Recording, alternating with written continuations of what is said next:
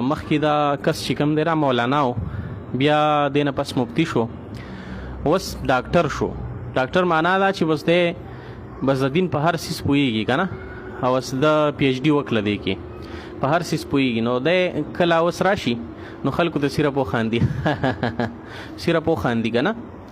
بله دا خبره ده چې دا کمې کوېسچنې دا تاسو ته پاڼه ښکاري چې یو کس سوال کړی دی، یو دا چې کوم دی نو دا تپوس کوي، دا اصل کې دلته څوک ناست نه وي چې دی داسې مکی صاحب ناست دی او خلک چیټونه ورلیږي او دنه خلک پوښتنې کوي چې یاره دا کار دا خپله د کور کې دا چیټونه لیکي، دا سوالونه ځان ته خپله لیکي او بیا یې راوړي او هلته کې مسجد کې ناستي. دا ما خپله هلته لیدلی د مسجد کې ناستي اعلان دی او ځان ته موبایل لګولی لکه څرنګې چې مونږ لګولی همداسې ځان ته موبایل لګولی و، داسې پکې هم وګوري او داسې پکې هم وګوري که نه، لکه دته چې دا ټول بازار دته ناستي.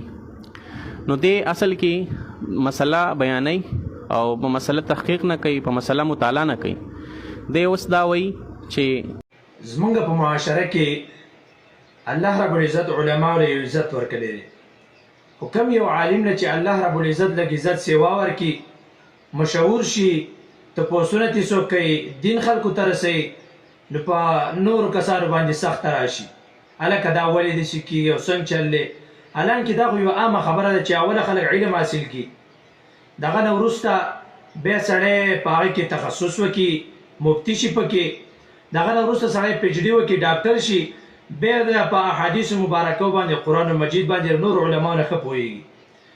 نو دا خو یوه عامه خبره ده، په دې باندې خو یو عام سړی هم پوهېږي. او بله خبره ده، زه مفتی صاحب دی په جومات کې، مفتی سلمان اظهر صاحب په جومات کې ما تقریبا 3 کاله تېر کړي دي. کسان هم ته ناستي، دغه رنګې کسان چې تپوسونه هم کوي، ځان ته یې کیمره نه یې لګولې چې ځان ته موبایل ولګوي په خپله باندې. حالانکې یو شاګرد دی خالد نوم یې دی، هغې خدمت کوي، هغه ته موبایل هم لګوي، هغه له د قرآن مجید هم راکوزوي، دغه رنګې خدمت کوي، دویم چت کې. نو بل عالم له پکار نه دی چې د یو عالم راولي او د بل سپکاوی وکړي. حالانکې کم یو عالم له چې الله رب العزت علم ورکړی، ما سلمان مولوي صاحب علم هم زه پېژنم چې الله رب العزت هغې له څومره علم ورکړی دی.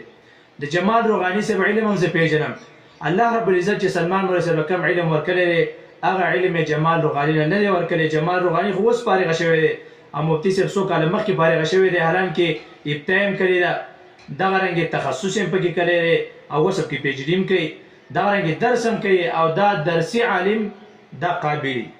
دې د وجې نه دروغ ویل نه دي پکار چې زه په جومات کې وم او چټونه د کور نه راوړي او څوک ته ناست نه او خاندي او هلکه دا دغه خپلې خبرې که خاندي په درس کې څوک خبرې تیپه وکړي یا بل څه خبرې هغې پسې وخاندي. او بله اهمه خبره دا ده چې په جماعت کې دویمې جمع کول.